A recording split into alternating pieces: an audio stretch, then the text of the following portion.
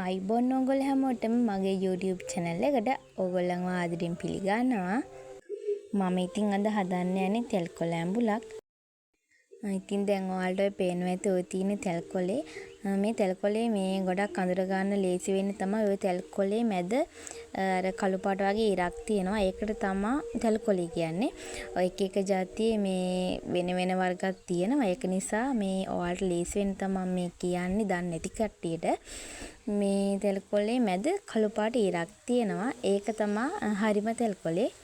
ඉතින් ඔයාලා කෑමට ගන්නවා නම් ඔන්න ඔය මේ මැද කළු පාට ඉරක් තියෙන තෙල් කොළේ විතරක් ගන්න.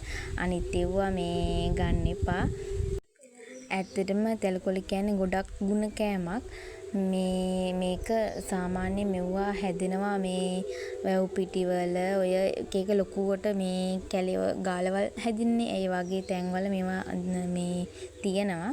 මේ ඉතින් අපෙත් මේ ගෙදර වැව ළඟනේ තියෙන. ඉතින් ඒකින්ද යට අයින දිග තෙල් කොළ ගොඩක් තියෙනවා.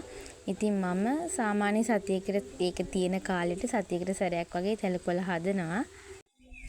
බබාලා හම්බෙන්න ඉන්න අම්මලාට එහෙම තෙල් කොළ ගොඩක් රස කෑමක් වෙනවා. මොකද මේ මමත් මගේ බබාලා හම්බෙන්න ඉන්නකොට මේ හදලා කෑවා. ඇත්තටම මේ ඒ කාලේට මාරම කියන්නේ හොඳයි මේ තෙල් කොළ කන එක.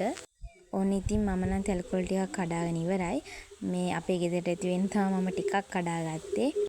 දැන් ඉතින් ওই ටික අරන් ගිහිල්ලා සෝදලා ටිකක් ඒ වගේ මේ කිරි ටිකක් අයින් වෙනකන් ටිකක් මැලවෙන ටිකක් තියෙනවා. මේ මම ඉතින් මේක කැඩුවේ මං හිතන්නේ 1:00ට විතර. මම ඉුවේ 4:00ට විතර. ඉතින් ඒ වෙනකන් හොදලා ටිකක් වතුර මේ බේරෙන්න මං අයින් කරලා තියලා තිබ්බා. මේ වගේ තියෙන කිරි ටික වේලෙන්න ඕන නිසා මං හොඳට හොදලා වේලෙන්න තියාගත්තා. ඉතින් ඔය තියෙන අපේ මේ වැට අයින දිග තමයි මේ තෙල් කොළ හැදිලා තිබ්බේ. ඉතින් සෑහෙන්න තියෙනවා ටිකක් නෙවෙයි. මේ සෑහෙන්න ගොඩක් තියෙනවා. මම ඉතින් ටිකක් තමයි කඩාගත්තේ. මොකද අවශ්‍ය වෙනකොට මට ඇවිල්ලා කඩා ගන්න ලේසියිනේ. ඉතින් ඒක නිසා මේ මට අවශ්‍ය ප්‍රමාණයට මම අරගත්තා.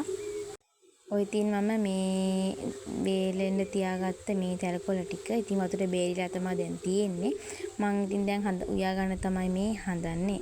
ඉතින් මම මුලින්ම පොල් ටිකක් ගාලා මේ අයින් කරගත්තා. ඊට පස්සේ පොල් ටික මිරිකගෙන මේ තෙල් කොළ ටික හදන්න තමයි දැන් ඊළඟට තියෙන්නේ. ඔයාලත් මේ හොඳ තෙල් කොළ ටිකක් හොයාගෙන මෙන්න මේ විදිහට පොල් කිරි ටිකක් මිරිකගෙන පොල් කිරි ටික පැහෙන්න අරින්න ඕනේ. මම ඒකට ඉස්සෙල්ලාම එකතු කරගත්තා මිරිස් කුඩු ටිකක්. ඔයාලට අවශ්‍ය ප්‍රමාණයට එකතු කරගන්න පුළුවන්. ඔයාලා කැමති රස අනුව ඔයාලා එකතු කරගන්න. ඊට පස්සේ මම මේකට එකතු කරනවා කහ කුඩු. ඉතින් ඔයාලට පුළුවන් කහ කුඩු සාමාන්‍යයෙන් ඔයාලා උයන ප්‍රමාණය තියෙන ඔයාලා ප්‍රමාණ වලට ඔයාලා අවශ්‍ය ප්‍රමාණයට කහ කුඩු ඊට පස්සේ මම එකතු කරගත්තා 3-5 කුඩු ටිකක්. මේ ඔයාලා අවශ්‍ය ප්‍රමාණයට ඒව එකතු කරගන්න. ඊට පස්සේ මම එකතු කරගත්ත ලුණු කුඩු ටිකක්. ඊට පස්සේ මේක හොඳට කලවම් කරගන්නවා. කලවම් කරගෙන ඊළඟට මේකට අපි එකතු කරගන්නවා සුදු ලුණු ටිකක් එහෙම එකතු කරගෙන ඊට පස්සේ ඔයාලට කැමති නම් එකතු කරගන්න පුළුවන් මේකට මේ අඹ ටිකක්. ඇත්තටම මේ ගැඹුලට ගොරක දානට වඩා අඹ කෑල්ලක් දාන එක මාරම රසයි. ඒකේ අමුතු රසක් ඒකේ තියෙනවා. ඉතින් ඔයාලටත් කැමති නම් මේ අඹ කෑලි 2-3ක් එකතු කරගන්න. මොකද මේ කාලේ අඹ තියෙනවනේ. ඒක නිසා ඔයාලටත් අඹ කෑලි 2-3ක් එකතු කරගන්න පුළුවන්. අඹ දාලා ගොරක දාන්නත් එපා. මොකද මේ කැඹුල තියෙනවා නම් මේ ගොරක දාන්න එපා. දැන් ඉතින් මම මේ කිරි ටික පැහැෙනකම් මේක ඇඳිගා ගන්නවා. මේ තව දෙයක් මතක් කරන්න මම මේකට කොසල් ටිකකුත් දාගත්තා. මේක මේ එතකොට තව ටිකක් රස වැඩි. මේ පුළුවන් නම් මේ ඔයාලට කොසට මේ කාලේ කොස් තියෙනවනේ. පුළුවන් නම් ඔයාලට කොසල් ටිකකුත් මේකට දාගන්න. මම ඉතින් මේ රස වැඩි වෙන්න මෙන්න මේ වගේ අපේ ගෙදර තිබ්බ පොඩි කොසට වගේ හැබැයි හොඳට තැම්බෙනවා. මේ හොඳට පිටි තියෙනවා. ඒ වගේ කොස්තර ටිකක් තෝරගන්න. මොකද සාමාන්‍යයෙන් මේ හොඳට තැම්බෙන කොස්තර තිබ්බාම ඒකේ රස වැඩි. ඉතින් ඔයාලත් කොස්තර ටිකක් දාගෙන මෙන්න මේ විදිහට මේ කිරි ටික හොඳට පැහෙන ඕගොල්ලන්ට පේනවා ඇති. ඔන්න ඔය විදිහට කිරි ටික පැහුණට පස්සේ අපිට පුළුවන් මේකට මේ තෙල් කොළ ටික එකතු කරගන්න. මේ ඔයාලත් මේ තෙලකොළ ටික මෙන්න මේ විදිහට මේ හිමීට එකතු කරගන්න. තෙලකොළ ටිකක් මේ උඩට තිබ්බට ඕක මේ පැහැෙනකොට පුඩ වෙනවනේ.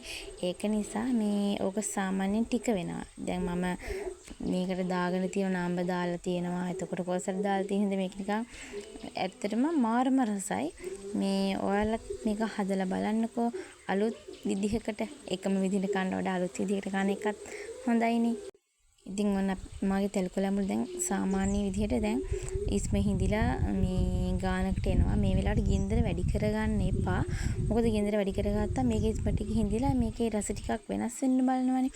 ඒකින්ද මද ගින්දරේ ඉදිලා ඊට පස්සේ ටික වෙලාවක් ගියාට පස්සේ අඟුරු තියෙන ටිපේ දර ටික ඇදලා අඟුරු ගොඩේ ටික වෙලාවක් තියන්න. මේක සාමාන්‍ය පැය 2-3ක් යනකොට මාරම පදමට එනවා. ඉතින් මේ තියෙන්නේ මේ මගේ ඉස්මහිනේ දැන් අඩුම වෙලා තියෙන්නේ ඔය. තව ටික වෙලාවක් මේ වෙලාව එනකොට අඟුරු ගොඩේ ටිකක් තිබ්බාම මේක මේ ගානටම එනවා. ඉතින් ඔයාලත් මෙන්න මේ විදිහට තෙලකොළ හදලා බලන්නකෝ.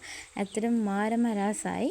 ඉතින් ඔන්න මගේ තෙලකොළ ටික දැන් හැදිලා ඉවරයි. ඔය බලන්නකෝ තෙල් ටිකත් පැදිලා මාරම රසට තිබ්බා.